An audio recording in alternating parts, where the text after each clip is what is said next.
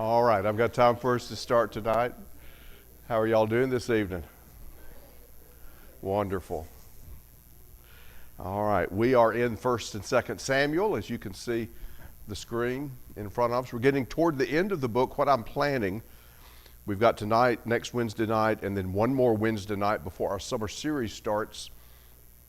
And we will, what I'm planning to do is combine these last 4 chapters, 2 tonight and 2 next Wednesday night, which will leave us a Wednesday night to kind of do an overview of the book from the standpoint of having gone through it, go back and look at what we've just studied. So that's kind of what I have in mind. So tonight we're looking at chapters 28 and 29. And these two fit together really well. I'll give you some reasons why I did that as we go through. I've entitled the lesson, you'll see it in just a few minutes, 2 Kings in the Dark. As these last 4 chapters give us a contrast between David and Saul. Now in chapter 28, Saul goes to, use the King James wording, the witch of Endor. New King James calls her a medium. This is the fortune teller, the person, that supposedly can talk to the people who are deceased.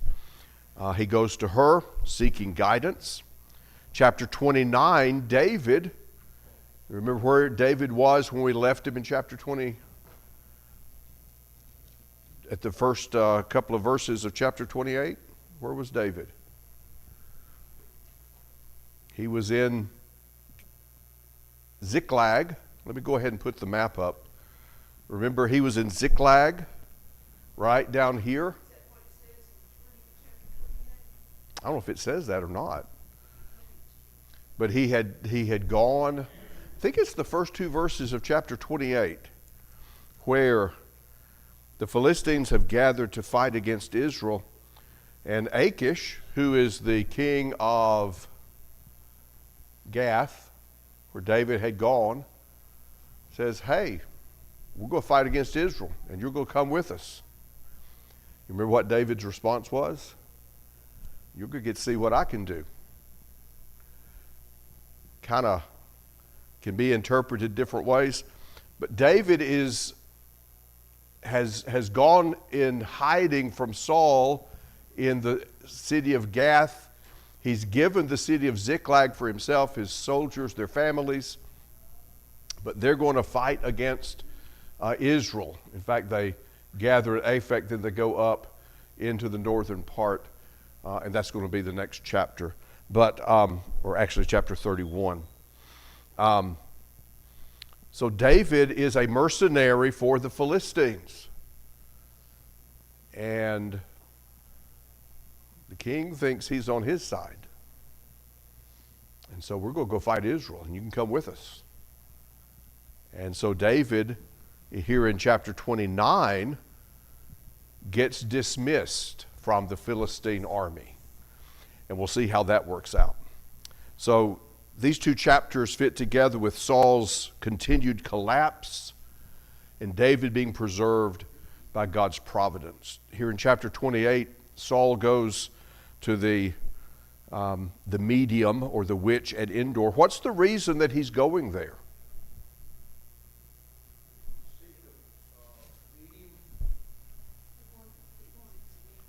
Yes, he was wanting some information because who was not answering him? I'll give you a real easy one. God was not answering him. So, being the resourceful king that he is, he said, I'll find a medium. And his men just happen to know where one is. And so he goes there. And his idea is, she can raise up Samuel. And Samuel can give me the information that I need. Makes sense, doesn't it? If you're Saul, anyway. But it doesn't work out that way. But that's kind of where he's going. She actually is able to bring up Samuel. And Samuel does, in fact, speak to Saul. But he doesn't tell him what Saul's wanting to hear. All right, chapter 29 then, you have David in the dilemma where he's with the Philistine army. They're about to attack Israel, and it's the Philistine commanders. Now remember about the Philistines that they were actually a collection of cities. So you have Gath, Ekron, Ashdod, Ashkelon, and Gaza are the 5 cities of the Philistines. Each of those city-states had a king. And so as they began to gather together, they all come up here to Aphek. They're going to go against Israel. The other 4, notice, that's David and his soldiers. What is he doing here? And so they're opposed to the idea of him going with them. And he ends up being dismissed from the army and the battle in that way. And he returns to Ziklag. And in the next chapter, we'll have some information about what he does once he goes there. So kind of the overriding thought of these 2 chapters, the way we treat what God says determines how or whether we hear what God says. Now, when I say hearing God, what God says, you understand the way we hear God today is different than the way they heard God, because God would speak to them through dreams or visions, and Hebrews chapter 1 tells us God doesn't do that today, but now he has spoken to us. Notice the past tense. He has spoken to us in his Son. And his Son gave to the apostles the guidance of the Spirit, and what they spoke and what they wrote came from the Father. And so God speaks to us today, but he does it through his Word. You want to know what God has to say, you turn to your New Testament. But the same thing is still true. The way we treat what God says will determine whether we hear what God says. Because if I treat this book as unimportant, am I going to hear what it says? Am I going to gain anything from that? If I treat that as that's a relic of the past, or that's just the work of men, as many treat the Bible, then I'm not going to learn from it or gain from it what God intended. And so look at Saul and look at David is how they hear what God has to say. And with Saul, he continues to act out of desperation. And so he gets to hear the booming silence of God. God's silence is loud. When you're not able to gain from it the guidance that you need. By contrast, by waiting for God's guidance, David is able to hear the quiet providence of God. And when we get into chapter 29, we'll notice there as well, we had seen in an earlier chapter, God is not at the forefront, but you can tell that he is acting on behalf of David. So Saul seeks forbidden guidance, and David is providentially spared from fighting against his own people. And the result of that, Saul continues to move toward darkness, and David toward light. All right, let's move to chapter 28, and notice first of all the desperation of Saul. Now, I really need to go back to the map for a moment. Is that all right with y'all? All right. Right here. Notice in verse number 4, the Philistines gathered together and came and encamped at Shunem. Now Shunem is right there, just north of the valley of Jezreel, just north of Mount Gilboa, which is where Saul and his army will gather. But Saul has sought made an inquiry of the Lord, verse 6, and the Lord did not answer, either by dreams or by Urim or by the prophets. So Saul says, find me a woman who is a medium, that I may go to her and inquire of her. And his servants say, well, in fact, there's a woman who's a medium at Endor. Now look at where Endor is. Just north of Shunem. That's where the Philistines are.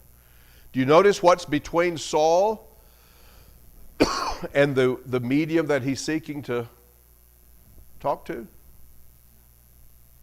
Oh, there's a lot there, because that's where the Philistines are. To get to where she is, he has to go around the Philistines. Desperation. He's desperate to hear something. God will not answer him. God told him, I'm not going to. You're not listening. I'm not going to answer you. Yes, the Philistines have come up through here, and they have encamped at Shunem. Saul comes from Gibeah, and he comes up to Mount Gilboa. So they're basically on either side of the valley of Jezreel. The Philistines are on the north. Yeah, right there in the... Yes, the valley of Jezreel, there's probably a river there as well. Looks like there is. Maybe a stream that's dry in the dry season. All right, so he's desperate. And he's going to go around the Philistines to get to where she is. We're told again, verse number 3, that Samuel had died. All Israel had lamented, had buried him in Ramah, which was his city, and Saul had put the mediums and the spiritists out of the land. Now, that's two pieces of information you need to understand what he's doing. In essence, he said, if you are a medium or a spiritist, you better not be in Israel. Is there a reason for that? Actually, the law of Moses forbade that in Deuteronomy chapter 18. You can read about what God said about those who claim to be a medium. They can speak to the dead and all that kind of stuff. And it was a capital offense. This was one that they could be stoned for that. And so Saul is following what the law says, and he has them put out of the land. But now he needs one. And so, find me one. You've heard the phrase, rules for thee, but not for me. Saul lived by that. And here's an example of it.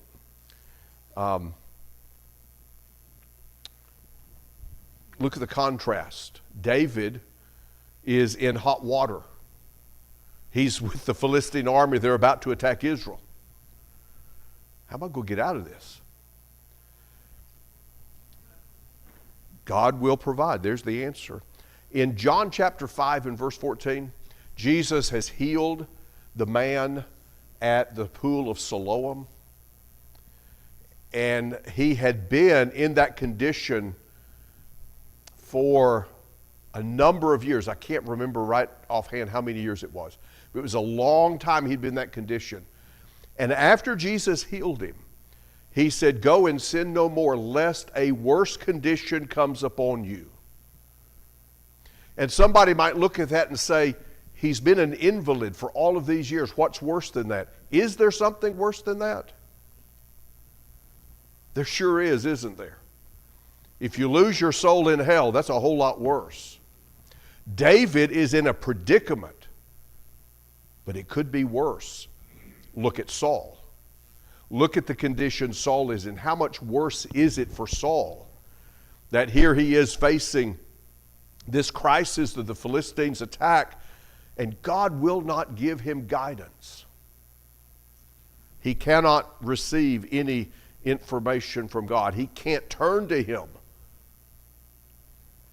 and cast his care upon him. He can't go to him and receive the help he needs in time of need. Think about a passage like Hebrews chapter 4 and verse 16. I don't care how bad things are in your life or my life. If you're a Christian, you can go to God in prayer and He will hear and He will act.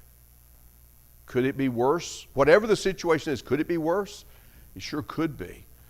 And that's something we need to recognize and remember and be thankful for and be grateful for, that we have that help from Him. Saul didn't have that, and becomes a warning for God's people. So let's go back to the outline. Who's talking? Anthony. He could have, yes. Yes, because he did have it at one point. Yes.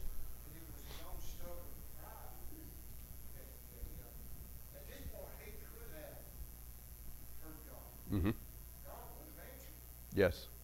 It was because of the hardness of his heart toward God that God did not answer. But if Saul would have repented and just stepped away from himself, so to speak, God would have answered. I jotted down something from one of the books that I read preparing for this. Saul wanted the results of God's favor more than he wanted God's favor. And I thought that was pretty good. He didn't care about the relationship to God. He cared about the good things he could get out of it. And we have to be careful not to be that way. There are blessings for being a Christian, but that's not the reason that we live for Him. It's because of the relation with Him. What? Yes, he could have. He could have had both. Had he had that desire, and as you said, step away from his stubborn self and turn to God in penitence. I guess the key there is, even though God didn't answer, that opportunity was there. That's the sad thing about Saul's life. He refused to listen. Yes. All right, so Calvin. I think we need to acknowledge the fact that these kinds of people, like we've always called her the witch of Endor, Mm-hmm. that those kinds of people existed, and they existed up until the time of Christ and the fulfilling of the law and all of that was. I mean, we see familiar spirits during Christ's Mm-hmm. lifetime. Mm-hmm. Being put in the swine and running into the sea and this kind of thing. I think we need to acknowledge this is not a fable. This is a true happening. She had the ability to do that.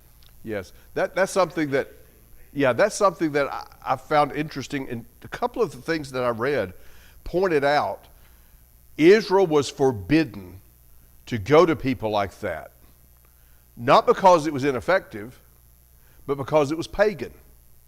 Now, whether they could or not is not the point. I think there's some indication that she's a bit surprised when it happens, but here's the thing. It's wrong because it's pagan, all right? But if it works, then I would want to do that. It's not because it doesn't work, whether it does or not. It's because it's associated with a pagan, idolatrous people. And so God said, you stay away from that. Just because something is effective doesn't make it right. And even if it had been effective, it was still something God had forbidden. And that was why they were to stay from it. Let's notice, let me go to what I was just talking about. Verse 8, Saul disguised himself, he put on other clothes and went. He came to her at night, and he asked, conduct a seance for me and bring up the one that I shall name to you. And she pointed out to him, Saul has cut off the mediums and the spiritists. How do I know you're not trying to lay a snare for me? Now listen to what Saul says, verse 10. Saul swore to her by the Lord, saying, as the Lord lives, no punishment shall come upon you for this thing. Do you see the irony of that? as the Lord lives, you know, the one who said there's to be no mediums and spirits, by him no harm will come to you. Even though he said that people who practice this should be put to death. Something else that I read that I thought this was really good. Even though Saul turned to something that God had forbidden, he was orthodox to the end. He was right about the way he went about the wrong things, because he calls upon God and he makes the promise to her that nothing would happen, and yet he doesn't have the right to do that. So here is Saul assuring her, you're going to be fine. Again, rules for thee, but not for me. And so she does. If he could stay in the good graces of God, he wouldn't have gotten it. Yeah, exactly. Had he stayed in God's good graces, had he turned in penitence, and he had opportunity after opportunity to do that, this would not be necessary. This would not be here. The entirety of 1st and 2nd Samuel and Kings and Chronicles would have been written differently, but he did not, and that's why we are where we are. So he tells her, I want Samuel. Here it is, verse 12. When she saw Samuel, she cried out with a loud voice. And the woman spoke to Saul, saying, why have you deceived me? You are Saul. Now, did she cry out with a loud voice because something that had never happened before actually did happen? That she calls up the spirit of the dead, and the spirit of the dead came up. I think she was. That's my take on it. Another suggestion was that it finally clicked with her. Who would be wanting Samuel? This has to be Saul. And that's what created the concern on her part. But either way, Another thing, she saw the Spirit ascending out of the earth. mhm. So, was Samuel coming from the grave, or was he in another spot? Evidently from the grave. One or the other. Yeah. I think that's interesting. He ascended out of the Yes. Well, you see the picture of... Oh, there he is. There it is, yes. That's him ascending up out of the earth. That's actually not a picture. That's just a recreation, but yeah. That's AI. Yes, that's exactly what it is. So she saw, but it's interesting because apparently Saul did not see it. Because she said, I see it, and he said, what is his form? He's asking what it looks like. And so she tells him, it's an old man wearing a mantle. And he perceived it was Samuel, and he, what verse is that? It's 14. He stooped with his face to the ground, and he bowed down. And Samuel's response is, why have you disturbed me by bringing me up? And so Saul explains to him. Yes, I'm sorry. I don't know. That's a good question. I don't know, but here's my answer. Here's what I think. She did not have control. God had control. God is orchestrating this. Yeah, that's what I think. Yes. Yes. Because listen to what Samuel's going to say to him. First of all, Saul explains to him, I'm deeply distressed. The Philistines make war against me. God has departed from me and does not answer me anymore, neither by prophets or dreams. Therefore I have called you, that you may reveal to me what I should do. Samuel's response, why do you ask me, seeing the Lord has departed from you and has become your enemy? And the Lord has done for himself as he spoke by me. For the Lord has torn the kingdom out of your hand and given it to your neighbor David, because you did not obey the voice of the Lord, nor execute his fierce wrath upon Amalek. Remember, that's back in chapter 15 when he was to utterly destroy that nation. He refused, and he spared the king, the best of the flocks and the herd. And so he said, for that reason, God has done this thing to you this day. Now, to that point, has Saul learned anything new? No. Saul knew all of this already. He had, as we've noted already, he had the opportunity because of this to turn back to God, and he had not. So now look at verse 19. Moreover, the Lord will also deliver Israel with you into the hand of the Philistines. And tomorrow you and your sons will be with me. The Lord will also deliver the army of Israel into the hand of the Philistines. So he does learn something. But it's not what he wants to hear. Because what he's wanting to hear is a way in which he can defeat the Philistines. And what he hears is, that's not going to happen. Israel will be delivered into their hands. You and your sons will die. Now, when Samuel said, you and your sons will be with me, I would not take that to the extreme, because I know you probably have the same picture in your mind that I have of where the dead go after, where the dead go at death. Paradise, torments, the great gulf fixed. You put all that together from Luke 16 and other passages. The lost are in torments, the saved are in paradise, right? I don't think that's what he's saying. I think what he's saying is, just as I was put in the grave, you will be put in the grave. Just as I died, you're going to die. I think that's what he's telling them. And to go beyond that, I think, is to read more into it than what Samuel indicated. Yes, Tom? In that particular it says here that the Lord will also deliver Israel with you into the hand of the Philistines. Yes. Talking to Saul. And tomorrow you and your sons will be with me, talking to Samuel. Uh-huh. The Lord will also deliver the army of Israel into the hand of the Philistines. So it looks like there are like three different things that's going to happen. The first one was, according to Samuel, that he will deliver Israel with you.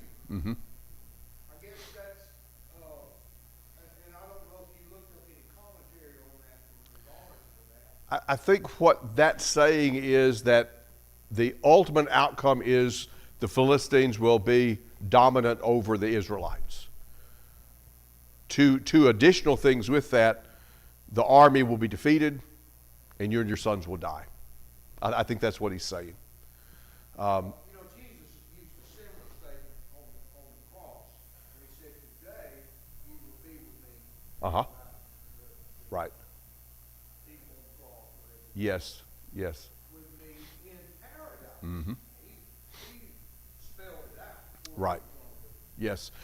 And again, I think the emphasis there is, even though you're dying on a cross, you're going to be in a good position afterward, which obviously, if you're saved, that would be the case. Yeah. All right. Any other thoughts along that line or anything else? All right. We are moving rather quickly through this. No, we're not. All right. So, verse 20, immediately Saul fell full length on the floor. He just collapses. And I'm behind there. There's his deceit. Now, it's just like he gives up. And apparently, you know, Saul had this practice of calling for a fast on the day before a battle, which makes no sense. You remember the thing happened with Jonathan. Jonathan didn't know he did that, and Jonathan ate some honey, and Saul said, well, he's got to die because of the oath that I pronounced.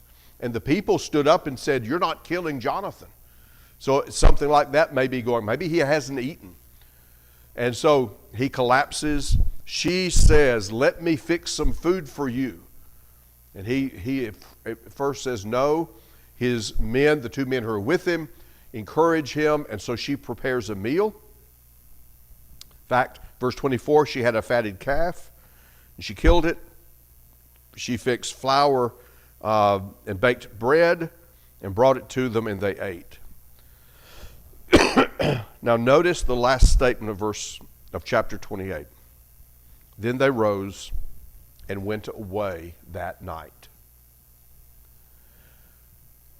This happened at night, but I don't think the emphasis here is just that they left that same night. But the author of the book is emphasizing something about where Saul is going. He's going into darkness. Look over at chapter 29, in the very last verse, verse 11. After David has been dismissed from the Philistine army, he and his men rose up early to depart in the morning and return to the land of the Philistines. Saul left at night. David left in the morning. I don't think that's coincidental, and I don't think that's just a notation of the time. I think it is something that the author of the book is using to emphasize where these men are headed, the different direction that they're going. You remember in John chapter 13, when Jesus washed the feet of the disciples, Judas had already covenanted with the Jewish leaders to betray Jesus. And when Jesus said to him, "What you do quickly," and Judas left. And verse 30 says, "And it was night." John's doing the same thing. Look at where Judas is. And look at what he's leaving and where he's going. And look at what ultimately happens to him. And I've got one more verse. I'm going to hold that one, though, for just a bit later as it relates to those things as well. So here's the contrast in the two chapters between David and Saul. Anthony? That may also be a metaphor for Saul's time as king, like, Yeah. and David's is Is begin. Yes. Yeah. That's a good way of putting it. That's probably a better way than the way I said it. Yeah. just a few chapters later, Saul dies, and then David is going to become king, so that metaphor of Mm-hmm. Saul in the night, his time is dwindling. Yes. Yes. David really wanted his rise as king is not dawn, the break of dawn. Right. Yep. And if you remember from the beginning of our study, 1 Samuel kind of shows Saul, and then he reaches an apex, and then he's down here now. Whereas David is on the rise, and he will ultimately become king over Israel. So let's go to chapter 29. And we've talked about David's dilemma. Here he is as a group of mercenaries serving under the Philistine king. And he's very pleased with what David has done. You remember David has gone out and he's brought back cattle and plunder and all these things and given parts of it to Achish. And Achish is thinking, man, this is working out great. I will take David with me when we go into battle. But these other four kings say, not so fast. We're not doing that because we did that once before. If you remember, back in chapter 14, there were Hebrews with the Philistine army when Jonathan and his that one soldier with him approached the garrison, and the Hebrews that were there turned on the Philistines. And so they're saying, we're not going to do that again. It didn't work out. And so David has to be sent away.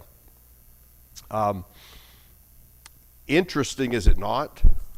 The different things that God will use to take care of David, take care of his people.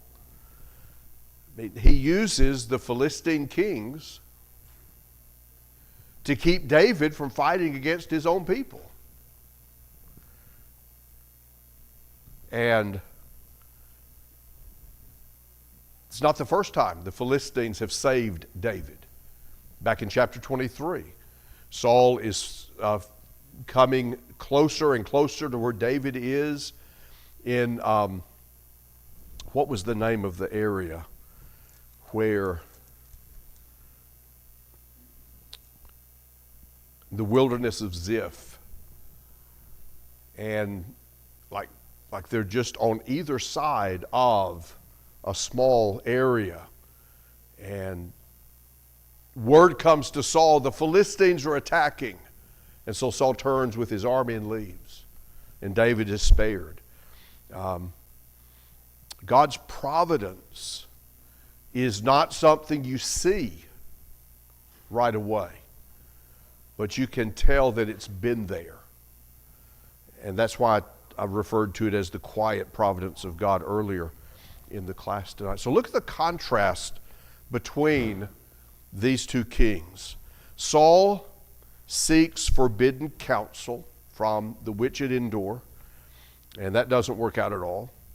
David will eventually learn from this to wait for divine direction. Saul is acting out of fear. David more and more will act out of faith. Saul does not hear anything from God. He faces God's silence. And David is experiencing the effects of God's providence. Saul collapses before the witch of Endor, whereas David is being prepared to be restored to his rightful place in Israel, where he has already been anointed, and he will shortly become king over at least part of the land, and then ultimately pull all of that together. And we've noted already, night when Saul went out, and it was morning when David and his men arose and returned. There's a psalm that David wrote, Psalm 30, verse number 5. His anger is but for a moment, his favor is for life. Weeping may endure for a night, but joy comes in the morning. When we are willing to hear him, apply that now as the way we hear him today. If we're willing to hear him, then we have the guidance from God that we need. So some lessons that we can learn from the contrast of David and Saul. Sorry. When God seems to be silent, what should we do?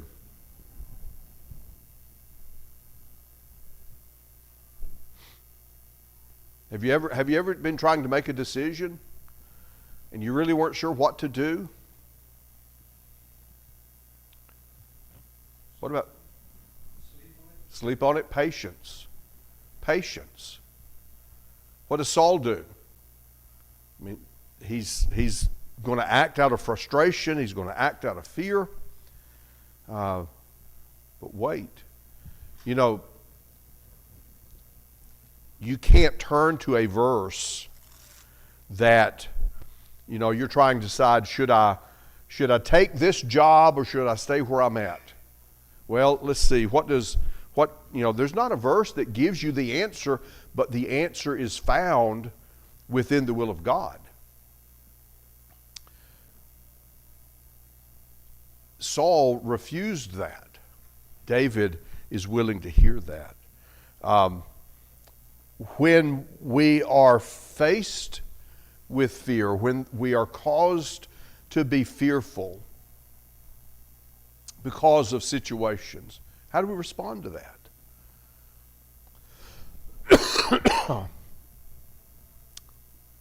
The one thing that Saul never did was obey God. Follow what he says to do. But David does. And obedience is the root that takes us into the will of God. Even when I'm not sure why, but if that's what God wants, if that's what God has commanded, that's what I will do. Obedience is never the wrong step and never the wrong thing to do. And then when I mentioned a moment ago, you don't see the providence of God, but you do see the effects of it later. And what it calls for is trust. Is God going to do what's right? Is his action going to be the right thing? I mean, there's never a doubt about that, is there? Is God going to care for his people? Take his people out, put your name in there. Will he care for you? Go to a passage like I referred to it earlier, 1 Peter chapter 5 and verse 7. Casting all your care on him. How does that verse continue? For he cares for you. If you have concerns and care, can you take that to him in prayer? And you leave it there, and you trust that he will act appropriately. He will do what needs to be done. Now, he may not do what I want, because what I want may not be what I need. But I can trust that God will act in the way that is best for me. And that trust and that obedience and that faith and that patience are the things that we need when we face whether it's decisions or troubles or whatever it might be. Knowing that God is there. With Saul, it's like God's not there. David knew he was there.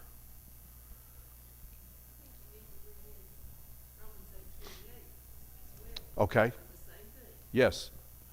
Romans 8 and verse 28. We know that all things work together for good to those who love God and who are the called according to his purpose. So what does that tell us about Saul? Yes. He must not have loved God, Right. or things would have worked out for the better. Exactly. And that goes back to the very heart of where we have to start. It starts with our love for him, our trust in him, and our willingness to follow him. Thank you for bringing that verse in, because that verse kind of pulls it all together. All right, any other thoughts? We got about a minute or so. Anthony? Mm-hmm. Yes. Yeah, surely goodness and mercy shall pursue me all the days of my life.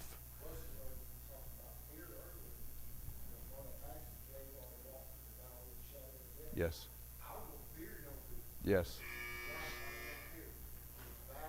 Right. Yes. All right. So let me write that one down too. All right. If I ever use this again, I'll have even better notes. I appreciate your comments and hope that's helpful to you. Next week, as I mentioned, we will do chapters 30 and 31.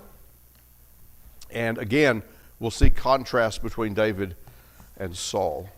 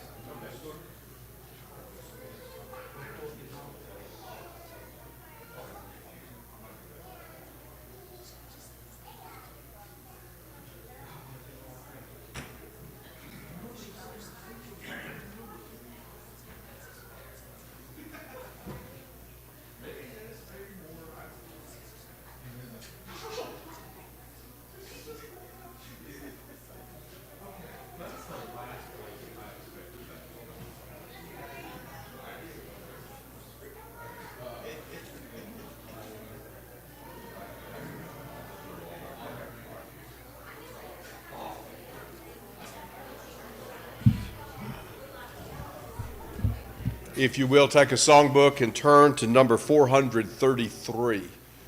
Number 433. Ethan will lead that in just a moment.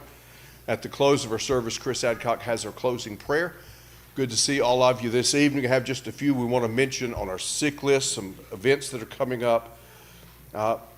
Monica Dalrymple, this is a family member in Regina's family, underwent surgery Monday and Tuesday of this week to remove a tumor in the area of her eardrum and jugular vein.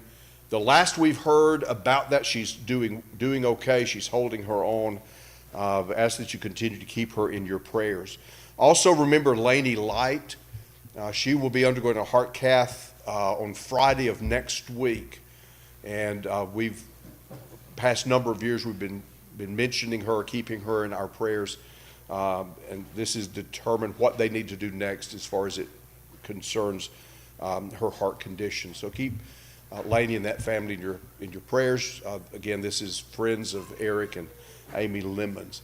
There are a number of people on our sick list dealing with various things.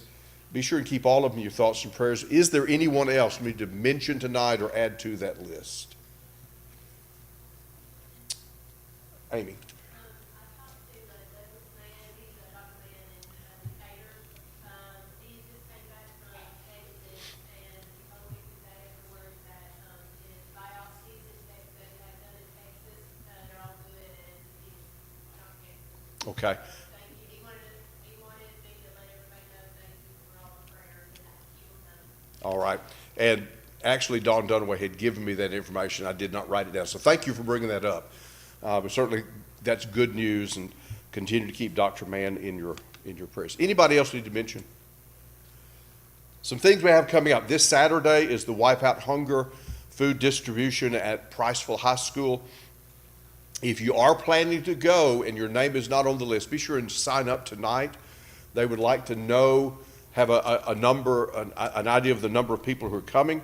And if you do go, wear one of your union or youth group t-shirts. Speaking of t-shirts, tonight is the last night to sign up for our VBS t-shirts. It's on the bulletin board in the foyer. If you have not signed up yet, be sure and do that tonight. In fact, they'll be taking that list tonight to place the order. Remember, we've moved our homeless meal preparation to a week from Saturday. That will be the 23rd.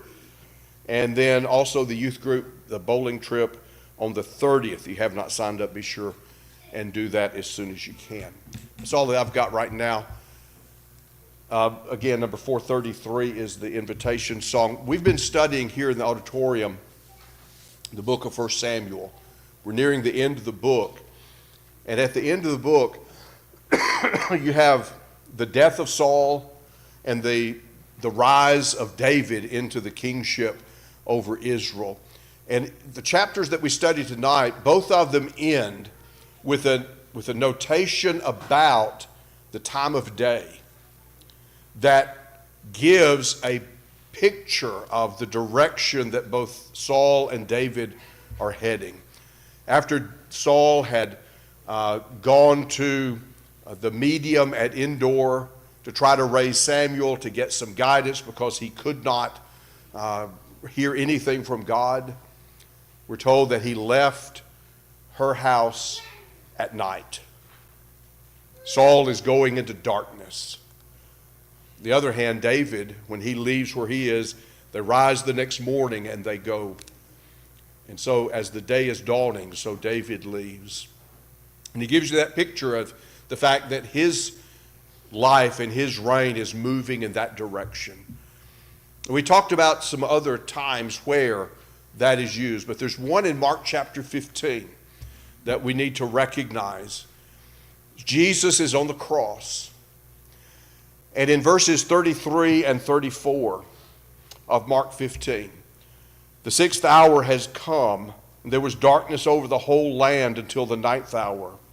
And at the 9th hour, Jesus cried out with a loud voice, saying, Eloi, Eloi, lama sabachthani, which is translated, my God,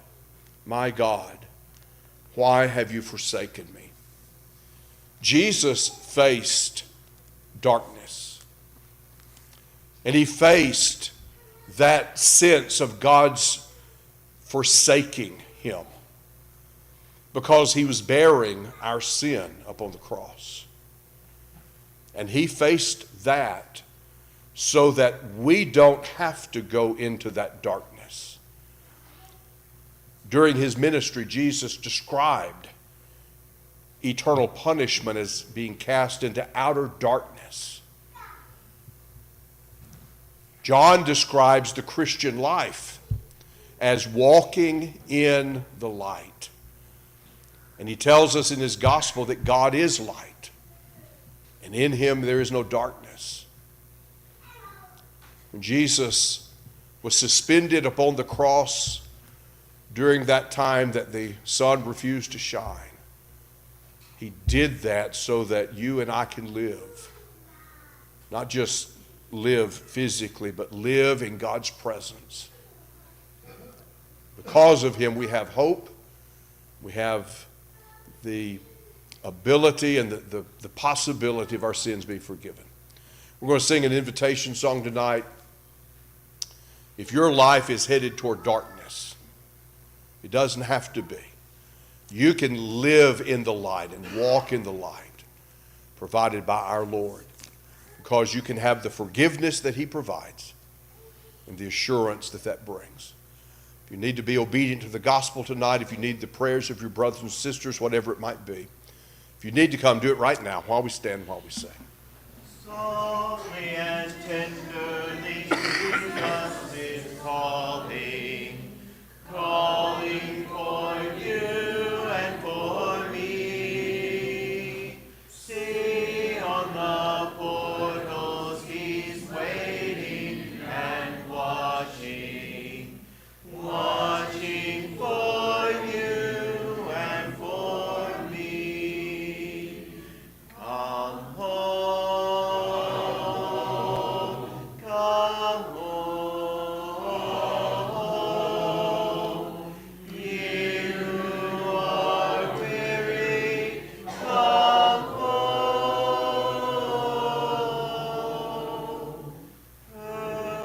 Earnestly, tenderly, Jesus is calling, calling, oh sinner, come home. Oh, for the wonderful love he has promised for you and for me. Though we have sinned, he has mercy and pardon, pardon for you and for me. Come home, come home. Ye who are weary, come home.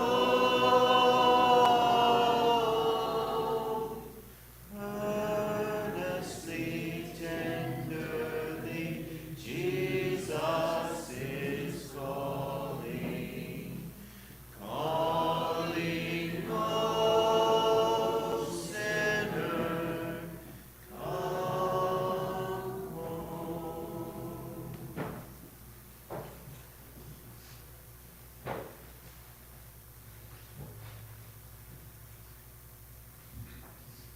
Bow with me, please. Heavenly Father, we thank you for the opportunity we've had to gather here tonight and to study your word and to sing songs to you, praise to you tonight, Lord. We thank you so much for sending your Son to die on the cross so that we might have that hope of heaven. Lord, help us to never hide that from others. Help us to always be willing to share that with others, the hope that we have and the promise that's been given to us, if we're faithful, that we can have that home in heaven with you. Help us to always share that with our neighbors and our friends and people that we come into contact with every day. But we ask tonight that you be with the ones that's mentioned tonight, that's sick, that are in need of our prayers. Lord, we ask that you would be with the ones that